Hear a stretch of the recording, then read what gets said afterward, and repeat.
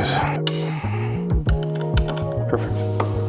Something I should have done probably is make these come out a little bit more, but we'll do this one first. Okay. That came out pretty good. I'll do this one. Nice. There's one more on this one. It's not quite good enough. All right, I'm happy with that. These are both in there pretty good. Let's snap these ends off. Ooh, that's still difficult. I wasn't using enough leverage. You know, the closer you get it to the end, the closer you get it here, easier it is to snip tougher things. Or it might just be sharper there. I don't know. Okay. Now these are where they need to be, and we're gonna sand those down just a tad. Just to get the burrs out of the way. For now, I'll just use this actual sandpaper, even though it's not really gonna do that much.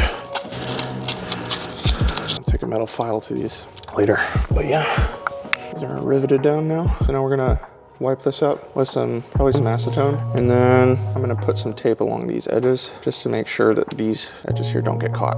So yeah, I'm also gonna, just to make sure I'm not crazy, I'm gonna measure the distance between the wall and the legs on both sides. Let's just rest that on my head real quick.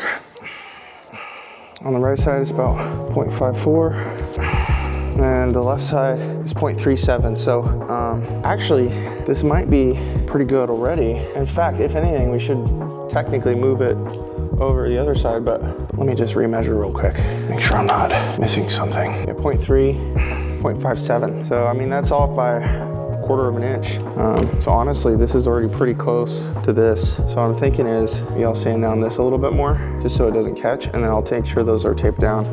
Because the last thing you want is these things catching. This bolt right here is really usually what catches. I'm actually gonna keep those pins as is, because we don't wanna make that disparity any larger than it already is. But we definitely needed the space, so yeah, I'll just grab a file this bolt down just ever so slightly. This is the bolt I'm talking about right here. It's already been filed down slightly, but yeah, I'm going to file it down just a tad bit more. You know, this thread is self-locking, so we don't have to worry about it coming off. And then I'll tape up those things and make sure everything's flat and it shouldn't catch. Now we're going to go ahead and clean this wheel well out so we can put in our new tape. Actually move this out of the way, because this is acetone. We're just gonna wipe up any like oils or greases so we get good application of the aluminum tape we're gonna use, which I will go ahead and grab. Oops, I'm gonna spray that on my paint. I'm sorry, paint, I didn't mean to do that to you. Love the smell of acetone. Okay. I'll show you guys what I'm up to. Why not? Let's see, how much do we need? About this much.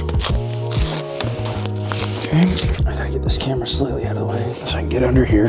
Our tape where it needs to be.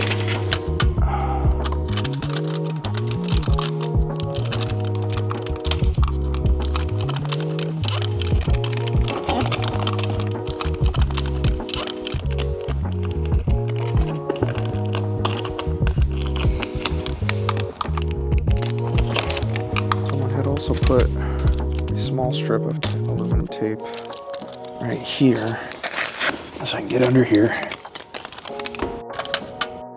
This isn't quite the level I want it yet, and that it needs to be hammered down just ever so slightly.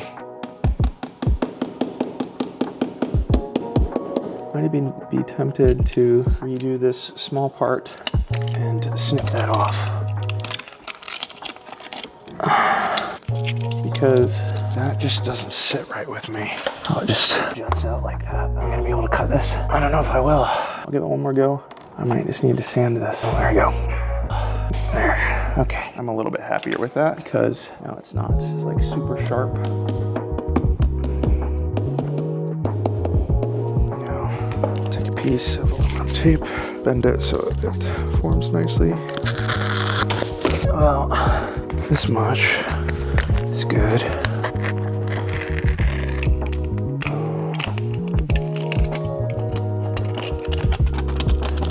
Let's test if that catches or not.